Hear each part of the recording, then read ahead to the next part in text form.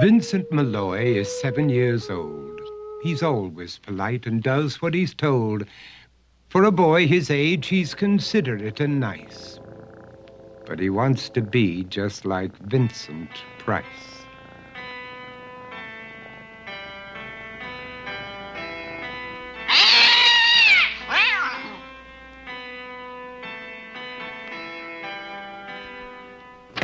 He doesn't mind living with his sister, dog, and cats, though he'd rather share a home with spiders and bats.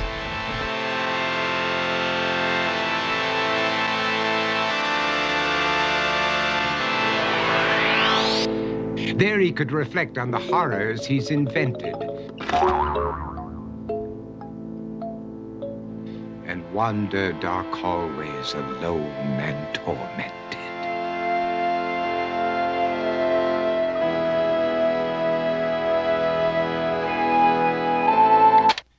Vincent is nice when his aunt comes to see him, but imagines dipping her in wax for his wax museum.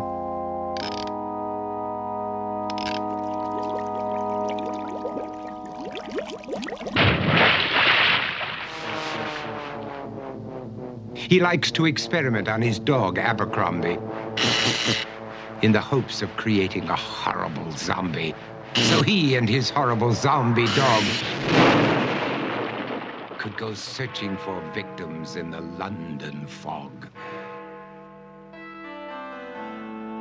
His thoughts, though, aren't only of ghoulish crime. He likes to paint and read to pass some of the time. While other kids read books like Go, Jane, Go, Vincent's favorite author is Edgar Allan Poe. One night, while reading a gruesome tale, he read a passage that made him turn pale. Such horrible news he could not survive, for his beautiful wife had been buried alive. He dug out her grave to make sure she was dead, unaware that her grave was his mother's flower bed. His mother sent Vincent off to his room. He knew he'd been banished to the Tower of Doom, where he was sentenced to spend the rest of his life alone with the portrait of his beautiful wife. While alone and insane, encased in his tomb, Vincent's mother burst suddenly into the room.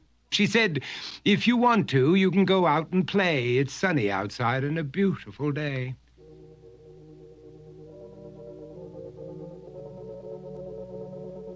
Vincent tried to talk, but he just couldn't speak. The years of isolation had made him quite weak. So he took out some paper and scrawled with a pen, "I am possessed by this house and can never leave it again." His mother said, "You're not possessed and you're not almost dead. These games that you play are all in your head. You're not Vincent Price, you're Vincent Malloy. You're not tormented or insane, you're just a young boy. You're 7 years old and you are my son. I want you to get outside and have some real fun." Her anger now spent, she walked out through the hall.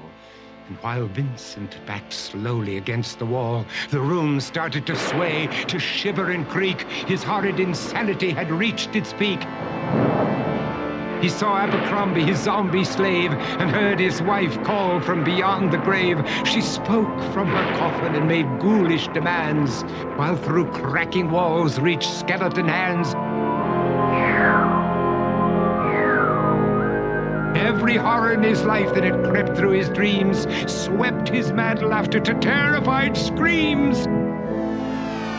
To escape the madness, he reached for the door, but fell limp and lifeless down on the floor. His voice was soft and very slow as he quoted The Raven from Edgar Allan Poe. "And my soul from out that shadow that lies floating on the floor shall be lifted nevermore."